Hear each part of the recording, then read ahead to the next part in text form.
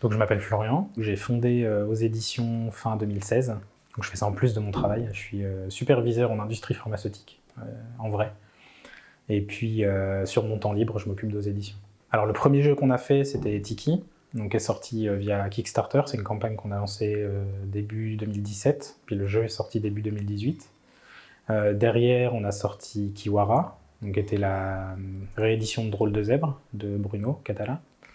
Derrière, il y a une localisation, donc c'était Crypt, qui était un Kickstarter qui a été fait aux États-Unis, et puis avec Paille Édition, on a localisé la version française.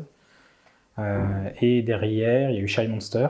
Et puis, toujours avec Paille, on a localisé Goblivion et puis Goryo, qui sont sortis en septembre pour un, et puis Goryo, je crois qu'il a dû sortir début novembre. Et puis ensuite, il y a trois autres projets qui sont prévus pour 2020. Alors, Goblivion, c'est un jeu où on joue tout seul contre le jeu, ou en duo contre le jeu, mais en coopératif. Et en gros, on va devoir défendre notre château qui est attaqué par une horde de gobelins. Et du coup, donc, les gobelins vont être disposés sur un plateau sur lequel ils vont parcourir un chemin pour arriver jusqu'aux portes du château.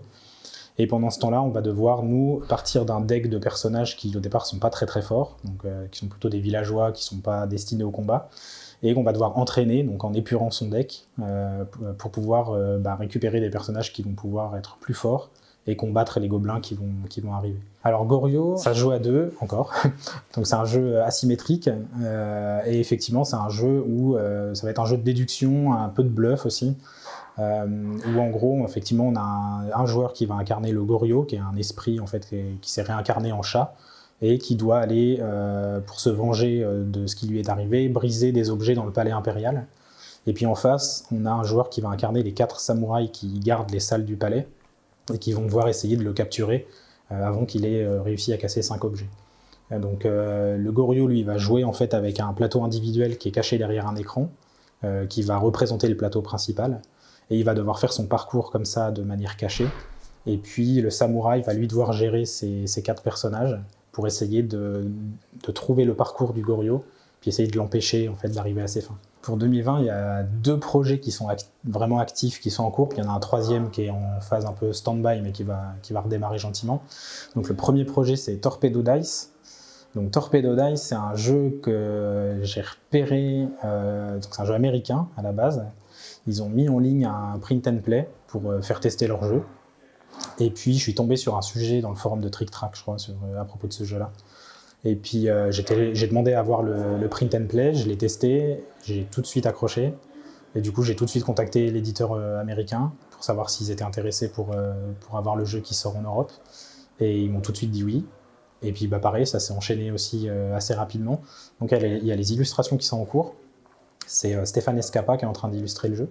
Alors, c'est un roll and write, mais ce que j'avais tendance à pas trop aimer moi dans ce type de jeu, c'était le fait que chacun joue un peu dans son coin sur sa feuille. Et là, ce qui me plaît, c'est qu'il y a beaucoup d'interactions entre les joueurs. Donc, le but du jeu, ça va être de couler le sous-marin de celui qui est à notre gauche. Donc, quand on joue à 2, on est vraiment dans un jeu de confrontation.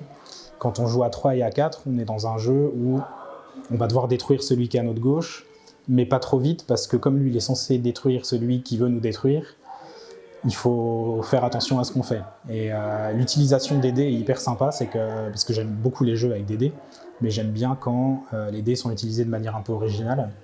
En fait, les points qui sont sur les dés vont représenter les coups de torpille en fait, qui tombent sur le sous-marin.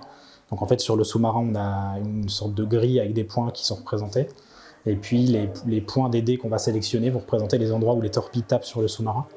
Et le sous-marin a 7 systèmes vitaux qu'il va falloir détruire pour le couler. Le deuxième projet, ça s'appelle 19. Alors ça, c'est le nom du prototype, mais je pense que ça va rester le nom du jeu final.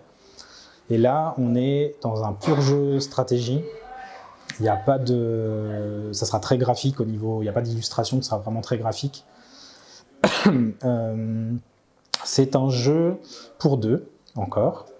Alors, j'ai pas dit, mais Torpedo Dice, il se joue de 1 à 4. Il y aura une variante solo aussi dans le jeu. Donc, 19, ça se joue à 2. Et c'est un jeu, en termes de matériel, qui va être très simple. C'est un petit plateau de 5 cases sur 5 cases, si je me souviens bien. Et puis, il y a 26 dés dans le jeu. donc divisé en 2 fois 13 sets d'une couleur et d'une autre. Et puis le but du jeu, donc en fait quand on va poser nos dés sur le plateau, alors je résume grandement la règle du jeu, mais quand on va poser un dé sur le plateau, les points qui sont indiqués sur les dés vont indiquer le lieu où l'autre joueur doit jouer. Donc si par exemple je pose un 2, selon comment je l'oriente, le joueur va pouvoir jouer que d'un côté de mon dé. Si je joue un 3, il va pouvoir jouer sur la diagonale de mon dé selon comment je l'ai orienté. Donc voilà, donc la partie va se jouer comme ça en tour alternatif. Et le but du jeu, ça va être de réussir à avoir un enchaînement de dés dont la valeur est supérieure ou égale à 19. D'où le nom 19 pour le jeu. Donc voilà, ça c'est le principe de base du jeu. Et c'est un jeu de Sandro Dallaglio, avec qui j'ai travaillé sur Shy Monster, et puis de Sébastien Sbaren, qui est un auteur suisse aussi, qui travaille pas mal avec Sandro.